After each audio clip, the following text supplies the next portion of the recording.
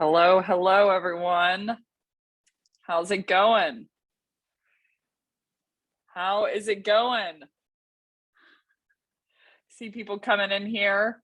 If you wouldn't mind, come into the chat, say hello, your name, your company that you're with, and your favorite Thanksgiving food. So I don't have Taylor Swift playing this time. I don't have any music this time because I'm going to be dialing in for a audio perspective. You don't have Thanksgiving in New Zealand, Jordan. Good point. True story. For my first MarTech company, stuffing is the best. Aiden nailed it. True story. When I was working for my first MarTech company, I remember that I got the job, got the offer, and kind of as a sign-off email message to the new CRO that I was going to be working for, I said, hey, thanks so much, excited to get started, X, Y, and Z. And then I said, and hope you have a great Thanksgiving. And then I took a second and I'm like, wait, he's based in Germany.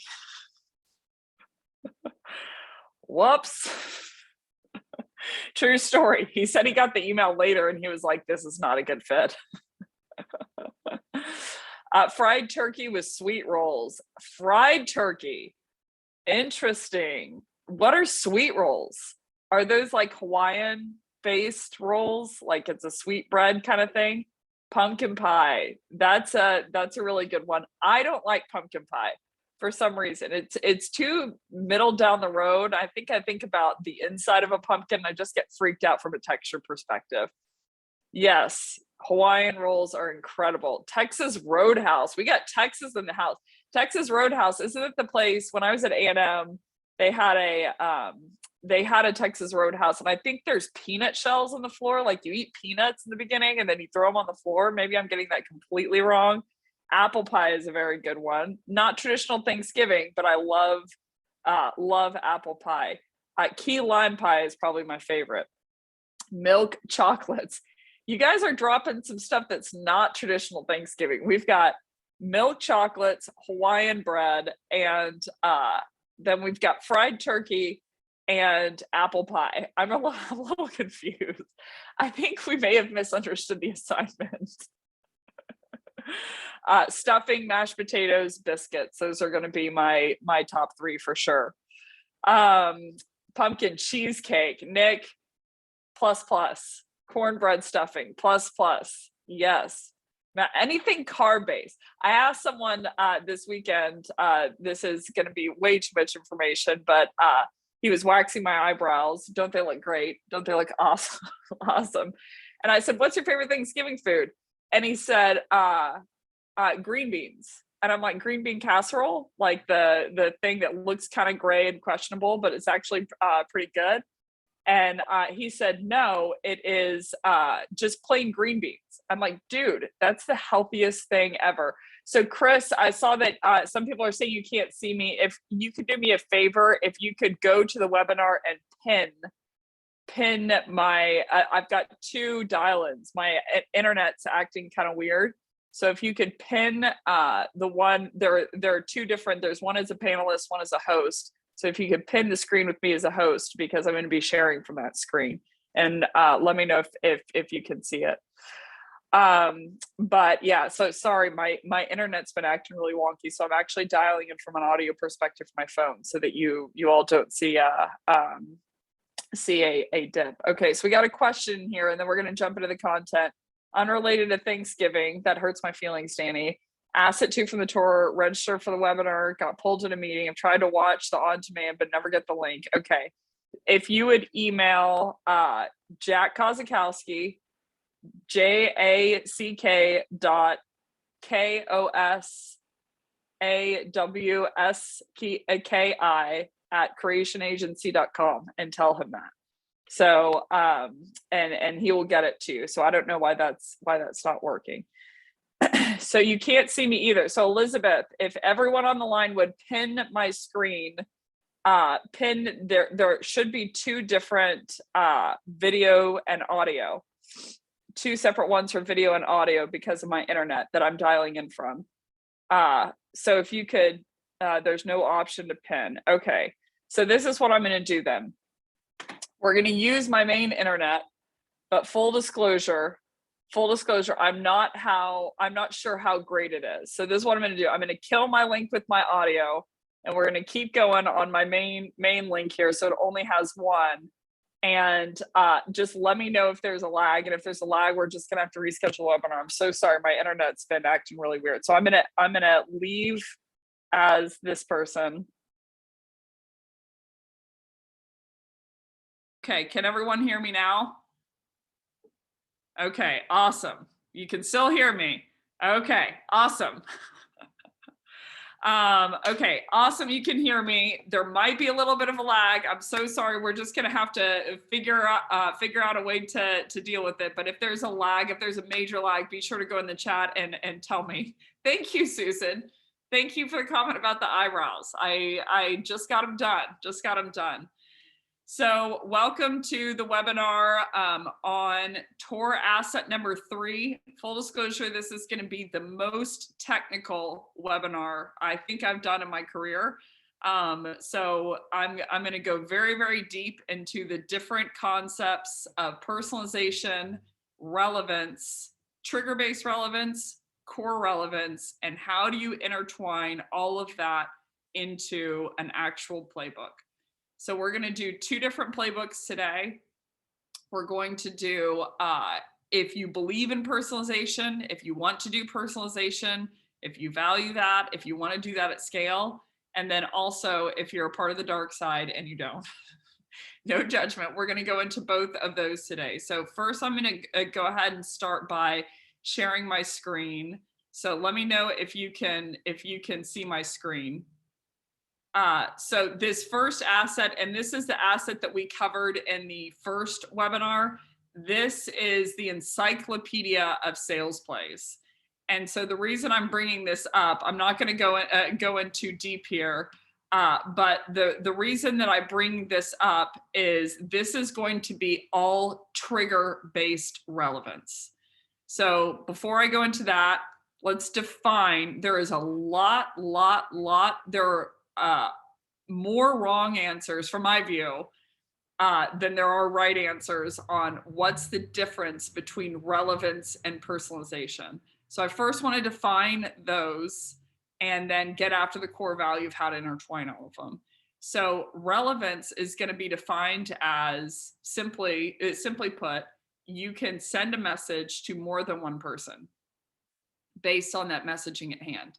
So I'd say 99.9% of the industry is sending those kind of templates with no personalization of I'm going to send a message that I think is relevant to them, this group of people, and I'm going to put those people into this sequence or into this cadence, and I'm going to send them out some type of message that I can send to multiple people at once. So you have a cohort essentially that you are lumping on. That's going to be relevance. There are 2 types of relevance, but trigger-based and core relevance, but that is going to be a relevant message only. So these first plays, and I went into this in the webinar, but there are 4 different types of movements that you can have, or really just 3 different types of movement that you can have in terms of your prospect. So the first is going to be inbound. I'm not going to spend much time here, but in inbound, the movement is that they're coming to you and they're asking to see your product. So they're requesting a demo or they come in through the chat box. But this is a way to lump people together in a one-to-many fashion of their movement, their trigger, if you will, is that they're coming to me and they're asking to see my product. So everyone wants more of these. The reason is they have higher buyer intent, they self-diagnose a problem, they're more ready to buy. That's what's going to increase the likelihood of conversion. You're going to usually have around 35% of people convert on the inbound line because they self-identified a problem. So this is going to be a great bucket, but the trigger-based relevance here is that they are an inbound lead, meaning they're coming to you and they are asking to see your product. And you can define, If you're doing relevance messaging only, meaning you don't want to incorporate any kind of personalization, you can define the entire play by this. And I would suggest you do so for inbound. Notice you requested a demo. How are these times? Include a chili piper link. That's going to speed up. It's going to speed up the buyer process and drive way more conversion. Different webinar for a different time. But you can define plays here in a one-to-many fashion only if you don't want to incorporate personalization of, notice you requested a demo, etc. The second type of trigger-based relevance, and I promise I'm not going to spend too much time here. I'm going to do probably 5 more minutes on this, and then I'm going to go into how to incorporate the rest. The second type of trigger-based relevance, or trigger, if you will, is that they engaged with some of your marketing content. So it's going to be dependent on the source of the lead of what type of content they engage with, but they either downloaded your content, or they attended a webinar, of a company webinar that you do, or they registered for a webinar but didn't attend, or and you can do that for ones that your company has, or ones that your company sponsors. They attended an event, they registered for an event but didn't attend. They joined a community, they joined a sponsored community, they got a freemium account, they got a free trial account. There's a little bit of a difference. A free trial is only for a short period of time, usually a higher product. You'll see more of the product.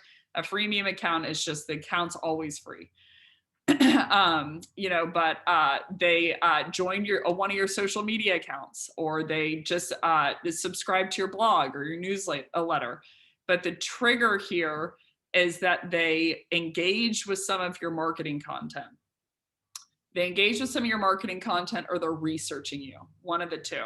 So this is a very big underutilized buckets for companies. And the reason that it's underutilized is most of your buyers, nay, all of them are looking to do some level of research on your company before they engage with you to request a demo. They also, people who are very qualified in terms of the company that they're a part of, or the lead that they are, will download your content. But what I hear from inbound SDR teams is that these leads aren't high quality. And what I hear from the AE teams is these leads aren't high quality. And what they mean is there's no buyer intent. Like, they didn't actually come to see you or ask to get your product. But the reason it's underutilized is there's a huge volume of these, and it's very quality volume. It's a lot of different people who hit your ICP, ICT and ICC, ideal customer company and ideal customer title, but they only downloaded content. And the reason people don't think they convert is they send them a message that says, hey, thanks for attending the webinar. Want to buy FlipTheScript? And the action that they took was they just wanted to attend the webinar.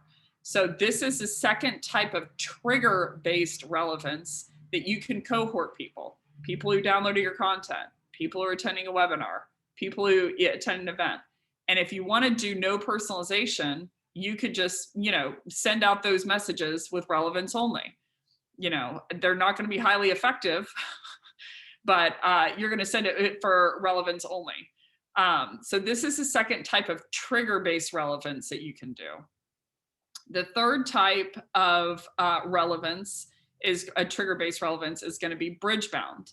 And bridge-bound is they took some type of action or did some type of movement, but the movement wasn't in relation to your marketing team. So for instance, they closed Lost, or they went to another company and they've already bought you before, or they opened your prospecting emails, or they requested a demo, but they didn't actually schedule one, or they IPO'd, or they were acquired, or they acquired another company. There's 4 different categories to this: bridge-bound based on relationship, bridge-bound based on history, some previous existing history, bridge-bound based on an educated guesser and market based off of a trigger, and then bridge-bound based on symptoms, problems, or pains, meaning they took some action that makes you believe that they have the pain or problem that you solve for. So these, again, there's going to be two categories here that will raise the likelihood they'll take a meeting, but not they'll necessarily buy. And then two categories that will raise the likelihood that they'll ultimately buy. So all of these are going to be trigger-based relevance only. So it's relevance based on some type of movement. So you have inbound, that the trigger was they want to talk to you about your product. You have postbound, that the trigger was they interact with your marketing team or your website, or they're researching you.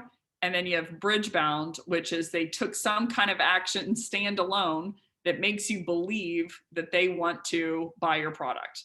You know, so they IPO'd, for instance, or they're in hyper growth, or they moved headquarters. So the trigger really was standalone, but that trigger makes you believe that they might want to buy your product, or it has introduced a problem essentially that you solve for.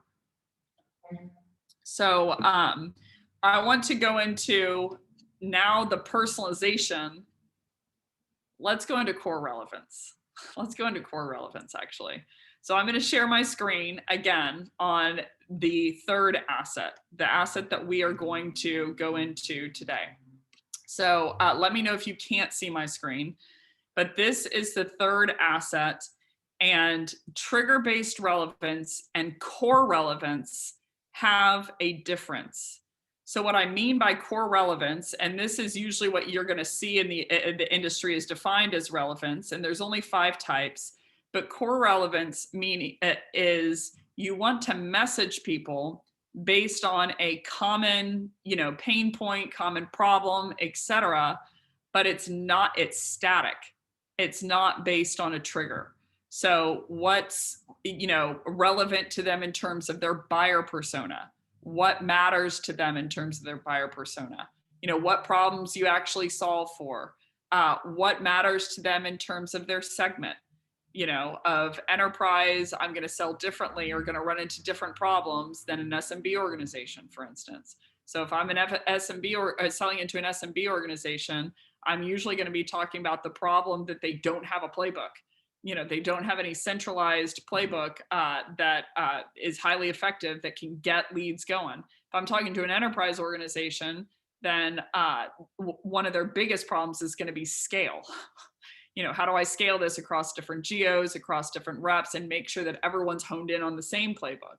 But point being, this is different types of static relevance, meaning there's no movement.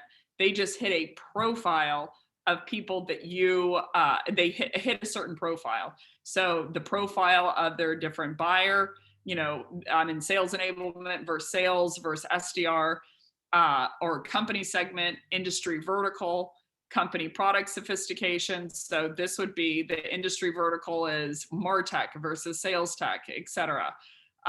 Company product sophistication. So this is, how long they've been an organization, how many products they have, et cetera, and their tech stack. But these are the 5 types of core relevance. So relevance, again, is you're able to cohort people. In trigger-based relevance, you're able to cohort them based on an action. And that's all in the encyclopedia. And then core relevance, you're cohorting them based on a static criteria. They are this buyer persona. So the difference between that and personalization is going to be one-to-one messaging. So one-to-one is I can't cohort anyone. It's one-to-one, right? So, and this is what's going to really, from a high level, get your prospects' attention. And the reason it's going to get their attention, if I had to guess, is it's a pattern interrupt. So your bodies are designed, my body is designed to identify things that don't hit a pattern, to pay attention to them. And the reason we're anatomically designed like that is we want to guard against threats. So something might be threatening if it's different, right? So if it's not normal, whatever that is, then I'm going to pay attention to it because I need to decipher very quickly from a fight or flight perspective, is this something that's going to hurt me or is this something that's not going to hurt me? So that's all pre-wired in your brain. So personalization from a high level, especially when given in the subject line, is going to increase the open rates. And in the body of the email, it's going to increase the likelihood that they're going to keep reading and how they're going to feel about you whenever they do. So in the subject line, if you say your article on blank, it interrupts a pattern that's a normal sales email or a normal marketing email, because it's about you in specific. And so it's going to interrupt that pattern. So it's going to get a higher open rate than normal. So typically I'll see people that are deploying a personalization, they're like, I'm not seeing higher open rates. And I'm like, well, let me see your subject line. And it's like generic subject line. I'm like, well, this is your problem. It shouldn't be affecting your open rates because you're not harboring the personalization within the subject line. So there's 6 different buckets of personalization. I know I've drowned on and on and on about this. So I'm not going to cover them too heavily today. But essentially there's 6 buckets of personalization in here. And what I mean by that is it's one-to-one messaging, meaning you're sending this message to this person and this person only. There are a lot of different studies on this. In the beginning, whenever people saw their first name, they thought, oh, this is personalized to me. So it increased the likelihood that they would open it, until they figured out that you could do that at scale. So we view time investment as a reciprocal action. If someone invests in me, then I invest back in them. So the CMO of Lyft once said it, and I thought it was brilliant, of if you want 15 minutes of my time, give me 5 minutes first by researching me. So if someone doesn't invest in me, meaning they send out a mass blast email, and I respond to the email, from a psychology view, I feel like a chump. They didn't invest in me really at all. And now I'm investing all of this time back by going into a sales cycle. So making someone feel special and making someone feel unique is going to be much on your side in prospecting. Making them feel like they're different than any other person that you've come across, different enough to where you wanted to pay attention to them. So the group bill mentality versus a singular bill mentality. One case scenario, I'm going to go to a restaurant and I'm going to order a certain amount of food. I'm paying the bill. And the second case scenario, let's imagine that I'm in a group. How would that, I want you all to jump in the chat. How would that affect your buying behavior?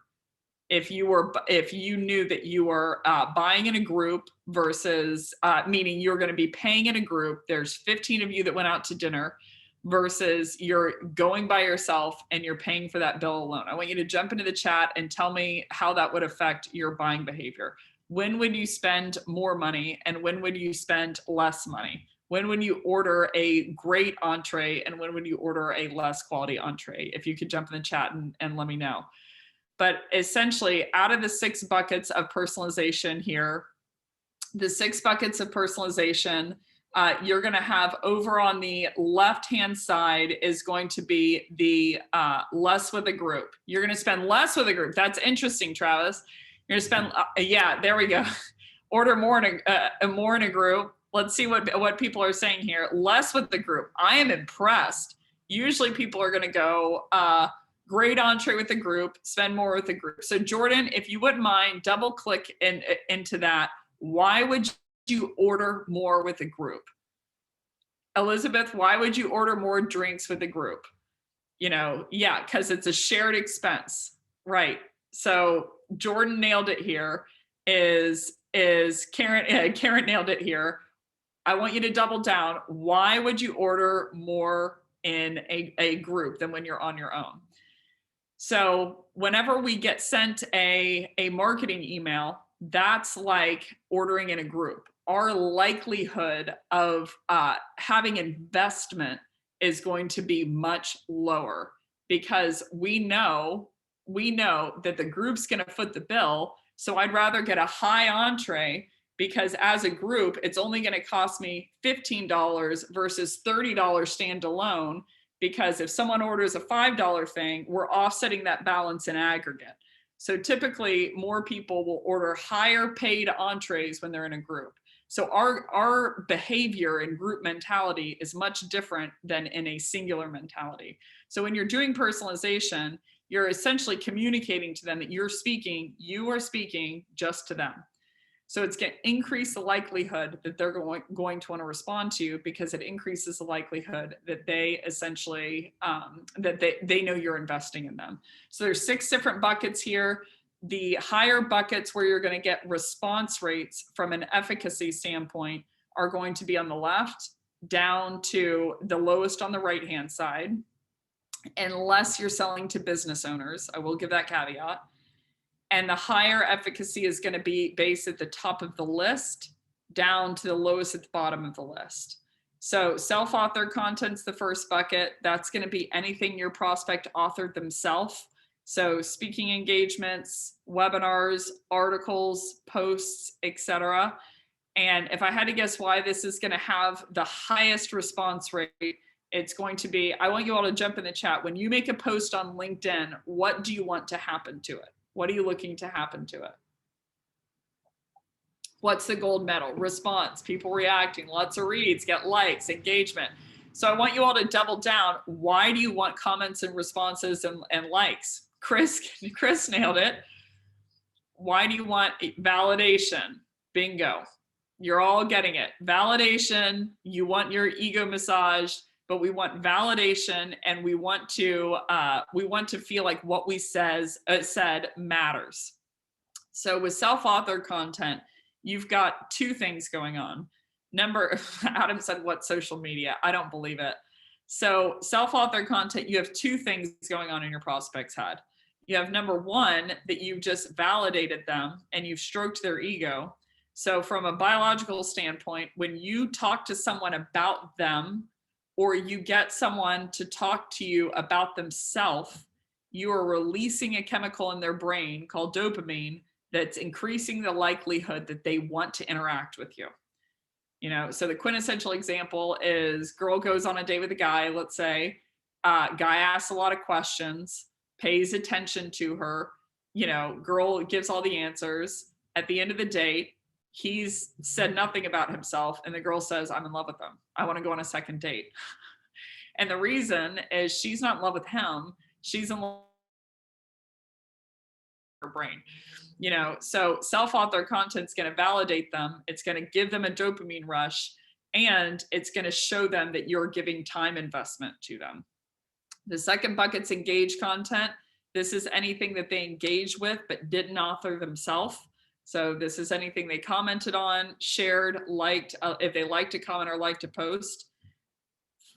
What you're churning here and why it's a lower rate is you're churning the dopamine rush in all cases except for a comment. So the dopamine rush isn't as high because really the hero in the situation is the person who posted it, not you, not the person that you're prospecting into, except for if it's a comment. So comment's going to be the most likely that you're going to get a response, but you're churning, what you're churning here is that the dopamine rush that you're talking about, their work, but what you are still gaining is that you're personalized to them one-to-one.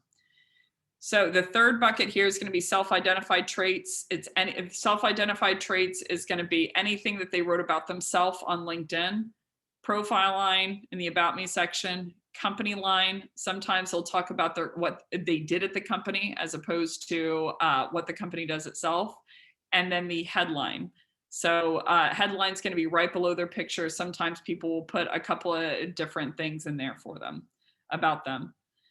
The fourth bucket's going to be professional background centric. This is anything related about their professional background that you want to zero in on. So tenure at the company, between companies, recommendations given, recommendations they received, boards that they're on, volunteer experience in terms of professional volunteer experience. So this is the added bucket, if you will. If you've seen any of my content before, this is the bucket that I added in. So this is anything about their background. So I used to do just 5 buckets, but I got sneaky. This is the 6th bucket, or it's the 4th bucket in terms of response, but it's going to be anything about their professional background that you can zero in on. So tenure at the company, trajectory between companies, recommendations given or received, boards that they're on, volunteer experience in terms of professional volunteer experience, awards that they've received, President's Club, et cetera, certifications. Let's say they're, they're certified at a certain thing. I got asked if someone was FlipTheScript certified, and I'm like, what's that? Just kidding. No, seriously, what's that? I'm like, approved. So point being, certifications, mutual connections, skill endorsements, but this is anything about their professional background that you can zero in on. The fifth bucket here is going to be junk drawer. This is anything non-business related about them.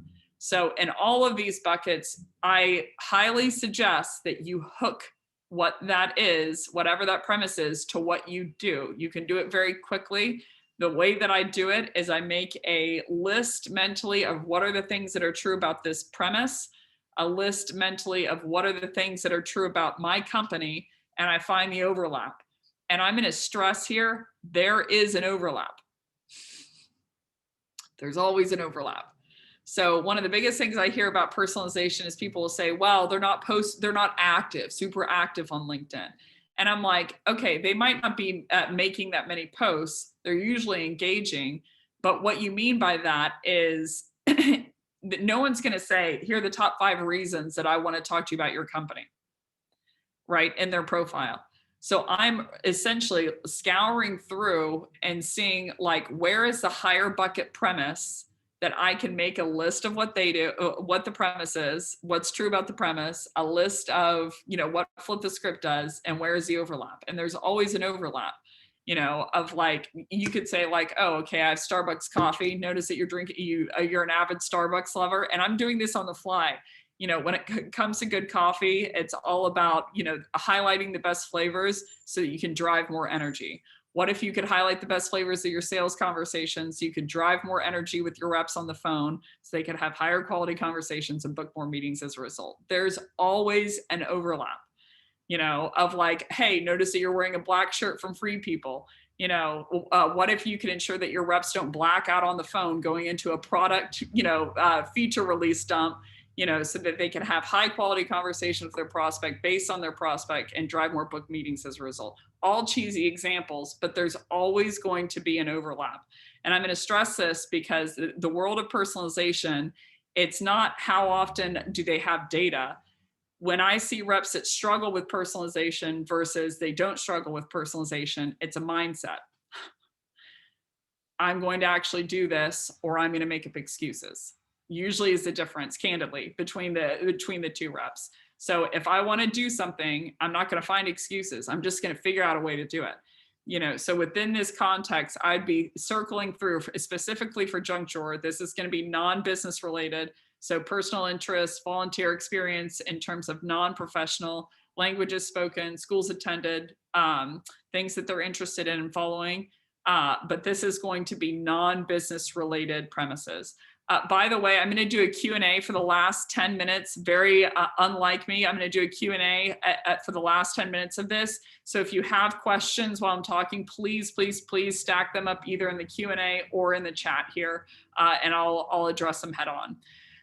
The last bucket's going to be company level. And this is going to be anything that's specific to their company.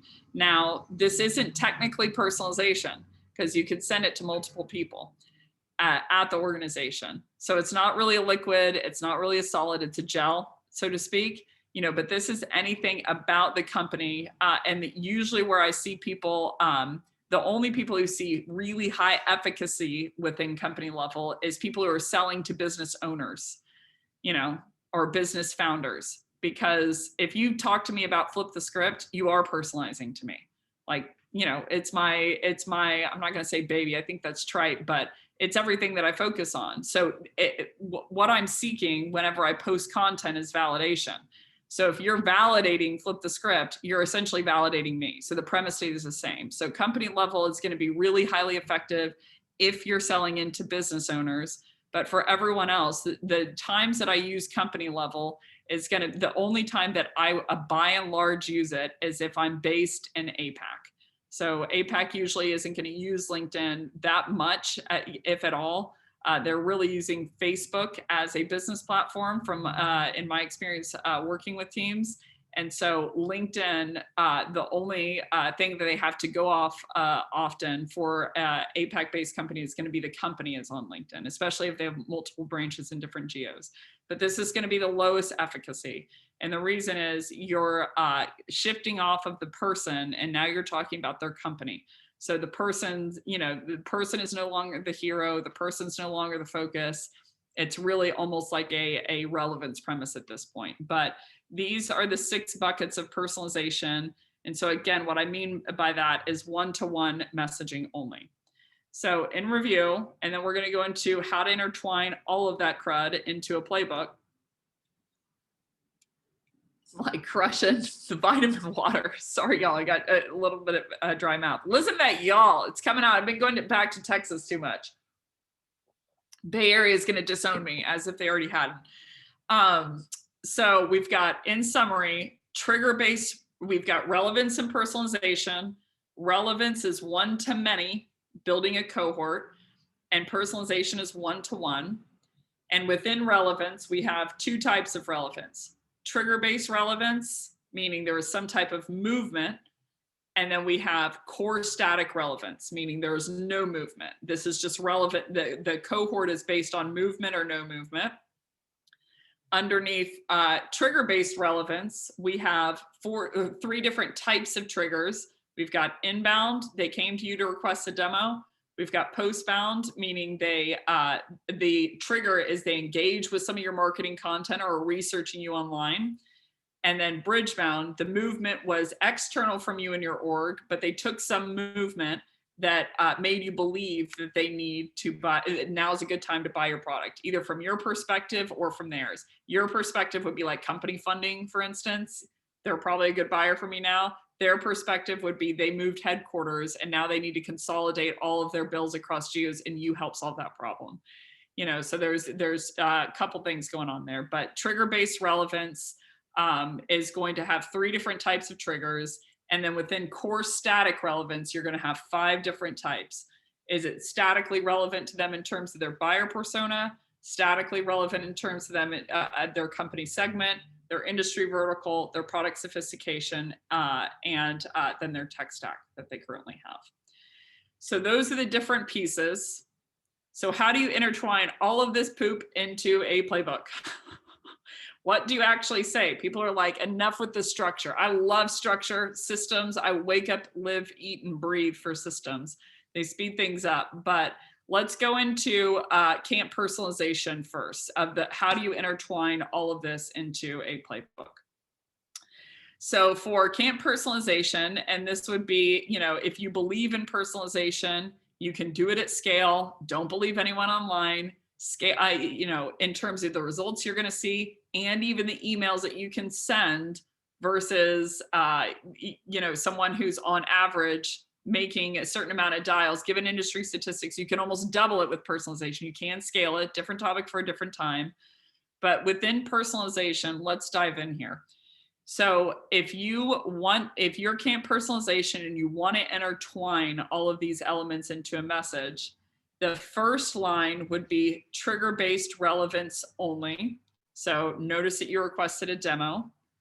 And then the second line, I would suggest you go straight into book the meeting. You're optimizing on inbound for speed. People want to talk to you about your product. They don't want to be asked 15,000 questions by an SDR. They don't want to wait 6 days to do it. They don't want to wait another 7 days to where their AE shows up on the line with mustard stain on their shirt, and ask them the same questions to begin with. They are optimizing for speed here. Now, there's a war over this. Again, different conversation for a different time. You can use Chili Piper very easily to speed this up and to, in my experience, drive at minimum 50% more conversion. But point being, from a play perspective, if you want to do a sequence, you're optimizing for speed. So the first line, I would just mention the trigger-based relevance. Notice you requested a demo, and then I go into book the time so that they can book the time, either with your SDR team if you want to take them through a brutal qualification, or with the AE team if you really want to speed it up. The second type is postbound or bridgebound. So Postbound as a reminder means their trigger-based relevance is in relationship to your marketing team, and bridge bound is their trigger is independent of you, but you think that it causes you think it raises the likelihood that they might buy because it introduces a new problem, or how valuable they are to you, like they just acquired funding. Hopefully we're not doing many of those. But for a postbound play or a bridge bound play, if that is their trigger, then I would use in the first line the trigger based relevance. And the great news is you can code all of this in, meaning this part can be pre-written. Notice that you downloaded content, even if you want to hyper tag the content they downloaded. This is what I was doing. People would always say to me like, oh, she's personalization girl. I'm like, I really am lead routing girl and scale girl. You just don't see all of that infrastructure. So all of the plays that I had built for my reps were content downloads, webinar registrants, event attendees, and in real time, my CRM was knocking out all of the people that didn't hit the profile that I needed them to, of like they weren't the right title, they weren't the right size company, and then it was assigning them to the person who owned the account. And if they didn't own the account, no one owned the account, but they still hit the profile, then we had a postbound unowned team. Who was 4x past quota, and I strapped them with an aggressive Snow Queen quota. So point being, if it's a postbound or bridge bound play, I would code the trigger-based relevance in, hi blank, hi Susan, reason for my outreach is I noticed you recently downloaded the content, and then put the words, but more importantly, and then they put in the personalization. So this is going to drive all of those leads who are downloading content, webinar registrants, event attendees, et cetera, their conversion through the roof, because we are used to getting the follow-up email of, I noticed you attended this event, want to buy my stuff? And they're not even right with what they send you. They're like, notice you dropped by the booth. I'm like, homie, I didn't drop by the booth. And the marketing team's high-fiving themselves. So point being, I would put the trigger-based relevance for postbound or bridge-bound. Reason for my outreach is I noticed that you recently IPO'd, but more importantly, reason for my outreach is I noticed that you requested a demo, but we didn't get the time on the calendar with you. Equally as importantly,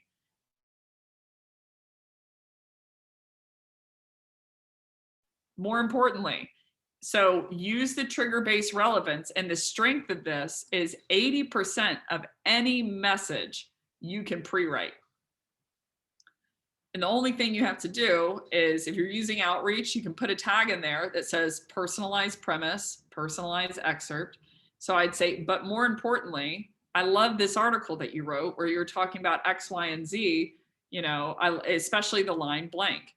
So if they take a trigger-based action, all I'm doing is the pre-coded part is the content that they downloaded or the webinar that they registered for or the blog thing.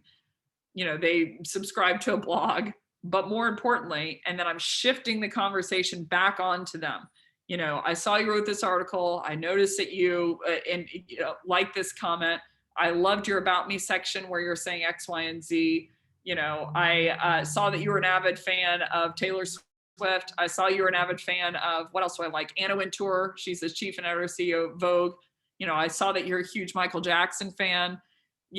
So that personalization is what's going to interrupt the pattern, because their pattern is that they see a normal content download, email is, thanks for downloading my content. For more information, blah, blah, blah. And they're like, delete. So if you say, but more importantly, and you write the personalization, you're going to drive up the likelihood that they're going to read the message. Now, if they're going to respond to the message by taking a meeting, comes down to how relevant you are in the second line in terms of their core relevance. So personalization, the thing that it solves is there's 3 pieces to outreach. Do they read the message? How relevant were you in talking about that you need to solve for? And then did you, from a psychological perspective, take care of their ego and their ego states? This bucket is way more important than people, invest in, from my view, of like, you shouldn't command someone to do something unless you want them to do the opposite.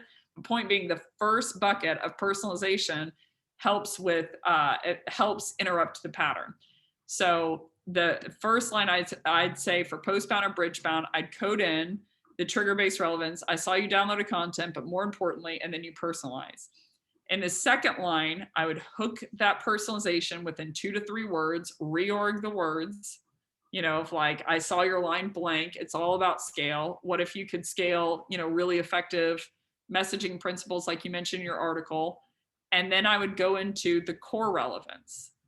So this second line, I normally am viewing it as, how are you thinking about, not to be an annoying sales rep. I do a pattern interrupt, not to be an annoying sales rep, pardon the ask, not to be nosy, but what are you doing to, and I would tie within 2 or 3 words, the personalization, the excerpt that you're using. And then I go into a couple of different technical problems, business impact, leading indicators, leaning indicators, or lagging indicators within my question. The difference between all of those is a technical problem is going to be a problem with the process or a tool. A business problem, like my alarm clock's broken. A business problem is going to be the result or the outcome of that technical problem. I get to work late. A business impact is going to be the impact to that person personally as a result of the business problem. So because I get to work late, I'm going to get fired. And then the root cause is going to be what's causing the technical problem. So for instance, 2 wires are crossed within the clock, and so it's broken. So I'm either talking about those within the question, or I'm talking about leading, leaning, and lagging indicators. This is a crash course, but leading indicators is an input. If I want to lose weight, then the input that I would drive that would affect my lagging indicator is going to be, calories eaten or how much I'm exercising. A lagging indicator is going to be the goal that your buyer persona is optimizing for. So for instance, 2 baseball teams play against each other. There's a lagging indicator for which team is better. If you jump in the chat, what is the lagging indicator for which team is better when 2 baseball teams play against one another? Yeah. What do you mean by who won, Chris? Final result. So what do you mean by that? What is who won based on? Like, yeah, the score. Bingo. There's your lagging indicator. People don't know what this is for their buyers. How the hell am I going to talk to someone about baseball if I don't know that who scores the most runs is the one that wins? Like, absolutely jarring. But point being, within this question, this second line, I'm hooking 2 to 3 words of the personalization. What are you doing to?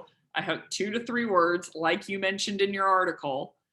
And then I put comma, and I put either a technical problem or a root cause, and then I put comma, and I would put business problem or business impact or lagging indicator as a result.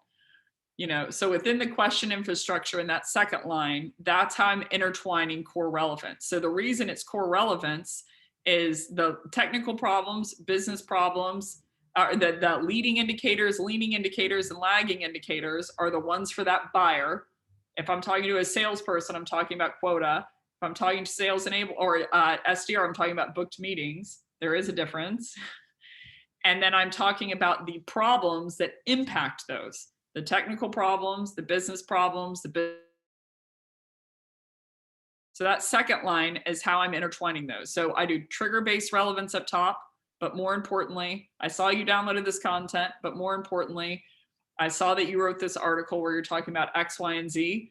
What if you could, what are you doing to X, Y, and Z, like you mentioned in your article, comma, technical problem, comma, and business problem as a result? What are you doing to avoid that? So that's the infrastructure of that email. It's pretty simple when you think about it, but it just takes a mindset shift of like, again, I need this personalization because it interrupts the pattern and it gets them to read the email. One of the biggest problems is, do they read the email? Do they open the email? Do they read the whole email? I want you all to start, one of the most helpful things for me for building all of this was understanding how I act as a buyer. When I lie to people and say I'm going into a meeting, why did I do that? What did I want instead? When I walk into a retail shop and they say, how can I help you? And what would you say back to that? Y'all walk into a jump in the chat. Y'all walk into a retail shop and then I say, how can I help you? Bingo, Travis got it. I'm good. What's another one? What's the other line that we always give them? You're walking into, maybe I just retail shop too much. Just looking. You all got it. Look at all these just looking, just looking, just looking, just looking, just looking. And why do you say that? What are you scared of? I could help you. I know the store.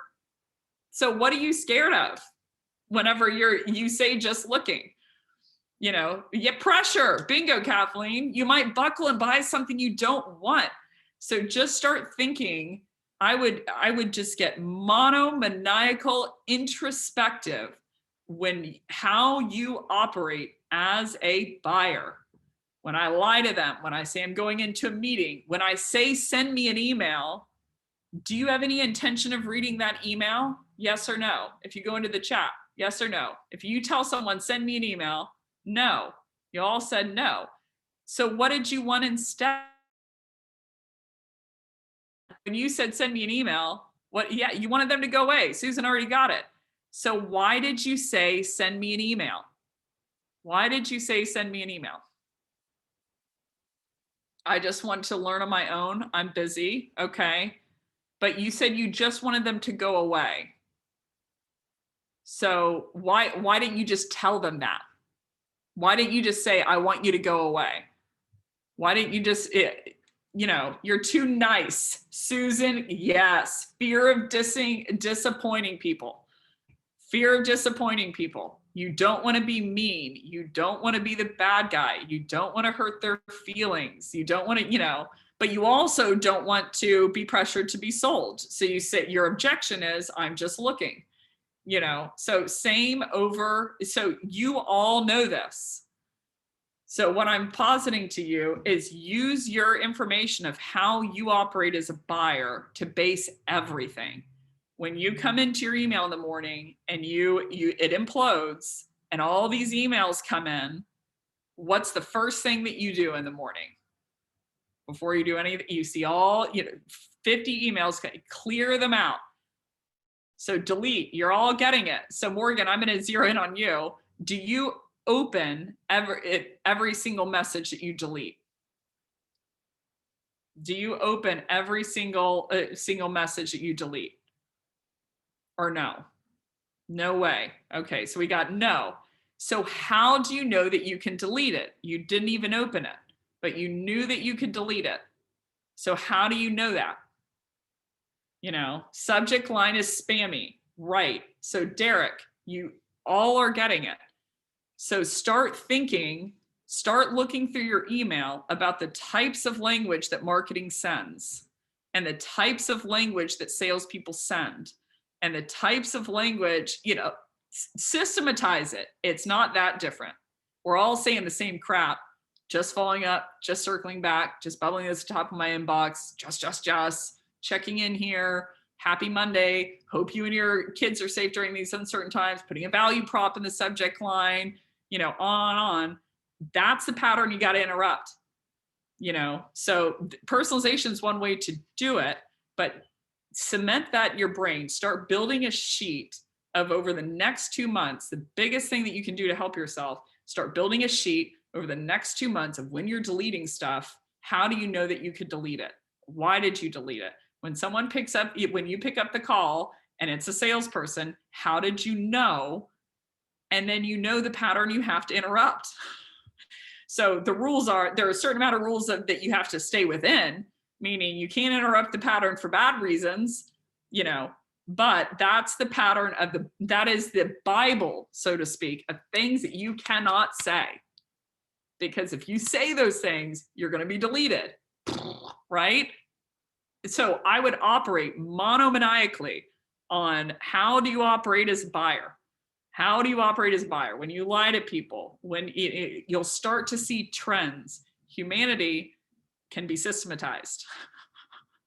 It's very, very easy. Use psychology principle, like it's very, very easy. So it's just about getting around those patterns. So post-bound or bridge-bound, I'd use a trigger-based relevance. I'm like, how do I tie this back to the content?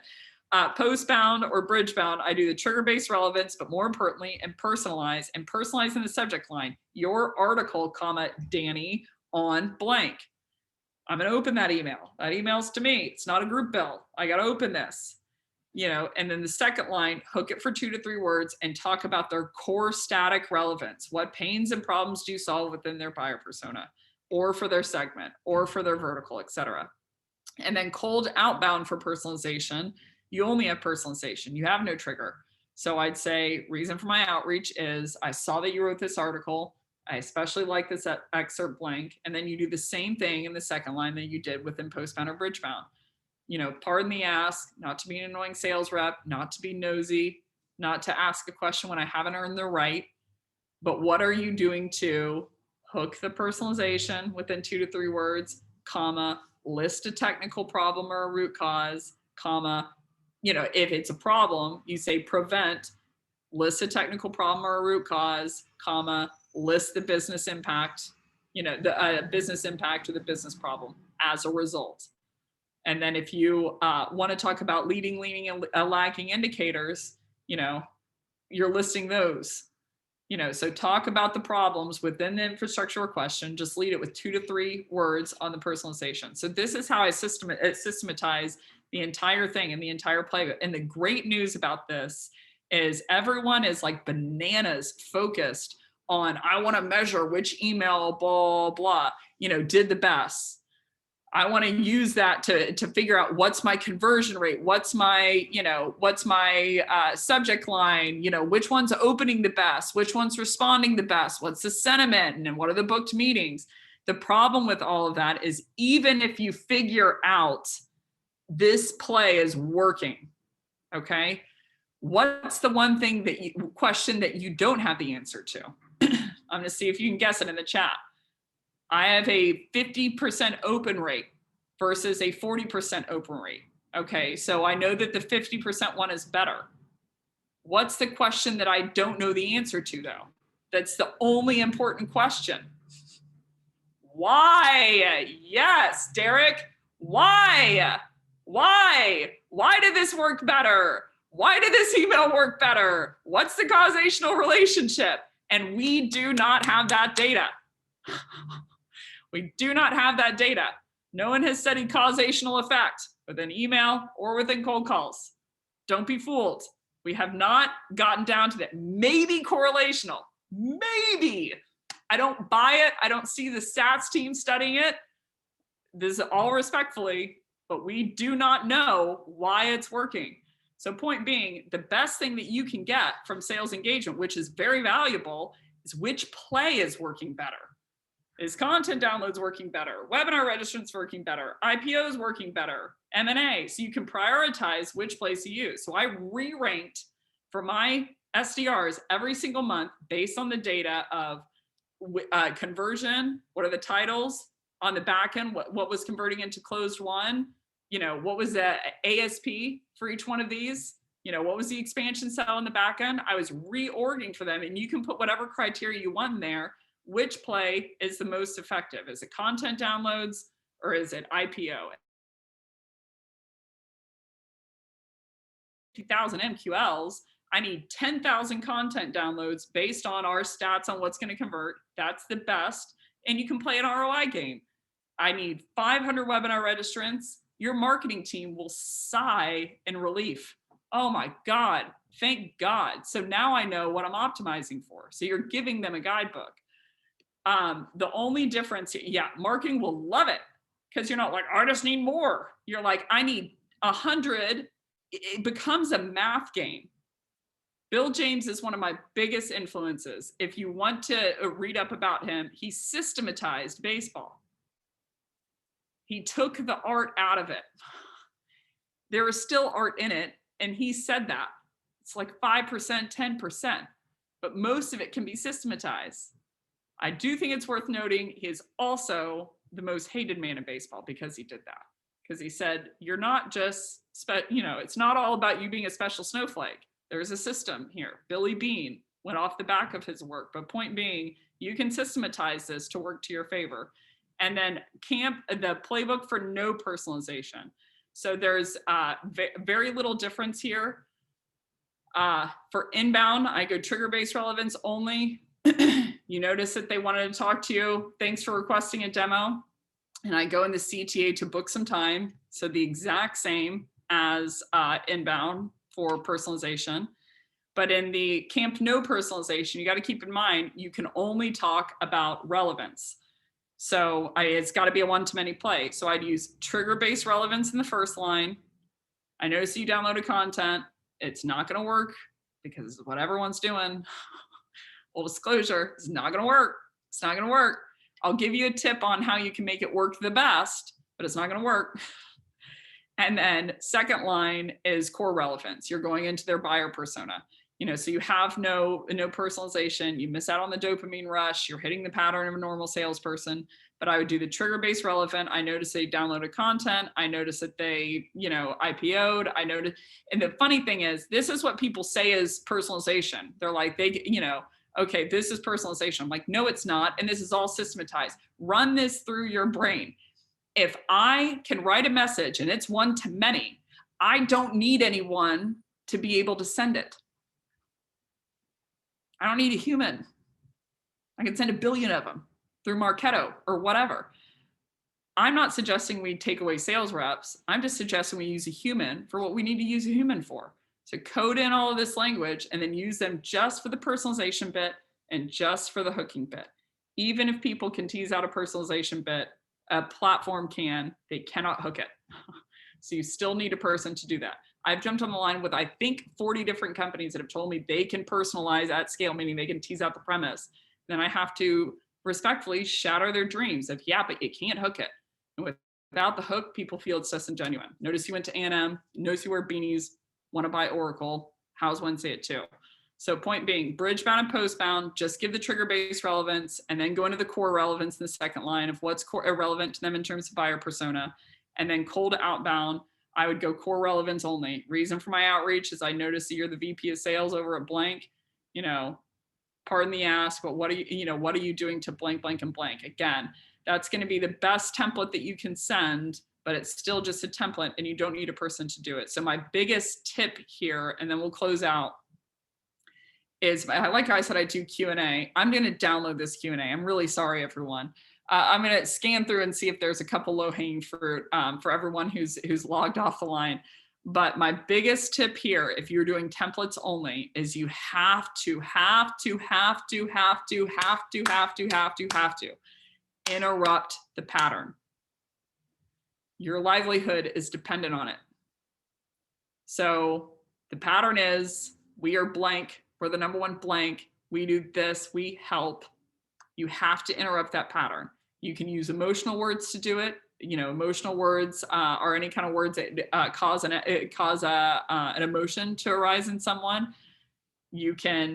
I would set the Bible of things that companies normally say, then say, I gotta go outside of this, but I can't be silly and I can't be offensive and I can't like all of the rules. So if you do me a favor, go to FlipTheScript within season 1. I go into the 7 deadly sins. There's an episode on the 7 deadly sins. So that is the 7 things that you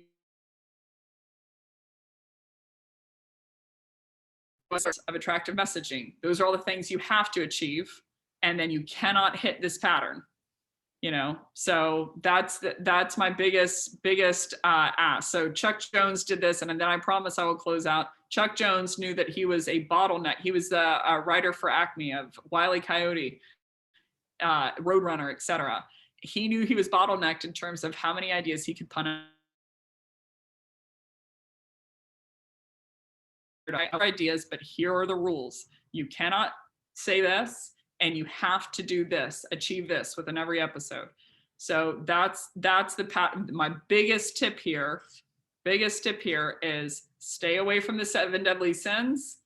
You have to achieve the 7 pillars. and you have to be different in terms of words than what everyone is saying. We're blank, we're the number one blank, we do this, here's our social proof, one time for a quick chat, 15 minutes, looking forward to it, cheers, best regards, all that crap. Start making the list of all the stuff the salespeople say, common phrase, and you know them. The reason you know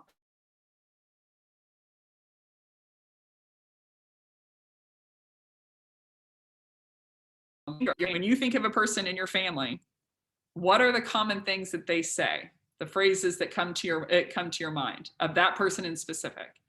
You know, so people said like Becc always wear Carhartt beanies. And the reason they know that is they are systematizing in their head, oh, in 5 different case scenarios, she's worn a Carhartt beanie. So we know system, we can recognize it, we can understand it. So I would say start writing down all the phrases that salespeople say, like all the crap that Corporate Pro publishes as jokes. The reasons it's funny is because we all do it. So just go through his videos and start writing down all the crap that he's saying in there. And now you have the list for all the crap salespeople are saying.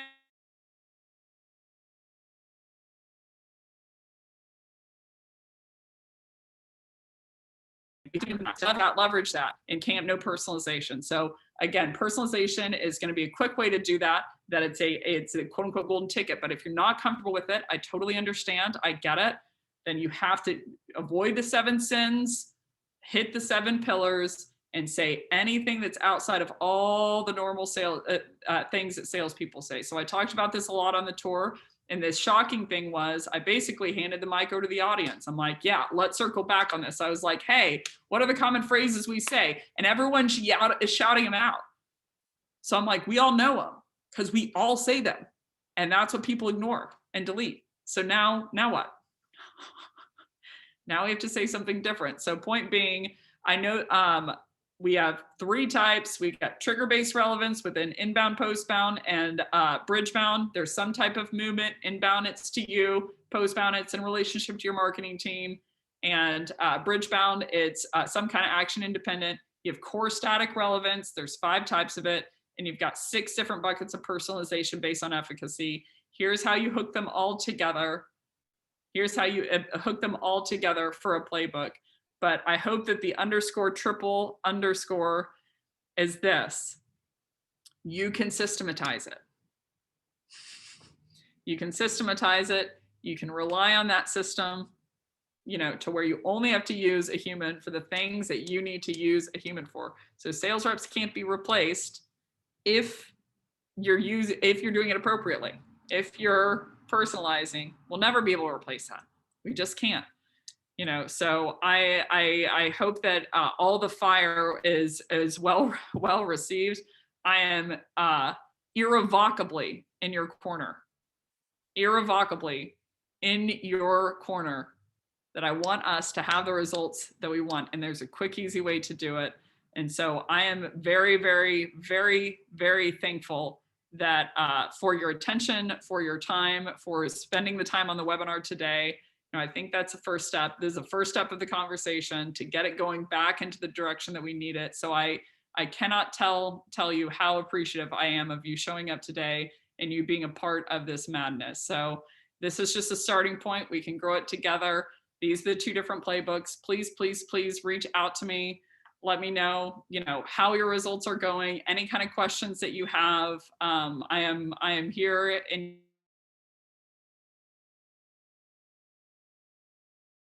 with may the odds be ever in your favor. Sales is a wonderful profession. Thank you everyone for coming today. I'm going to send out the recording. I will send out, hopefully you have the asset from the tour. If you don't, then we're going to be sending out the asset over email to everyone who attended today. So thank you to everyone for showing up, for being so engaged, for making this a super fun experience for me. So very, very excited with the engagement that we had today. So talk to y'all soon. Book some meeting, close some deals, get some. Let's do this together. Toodaloo.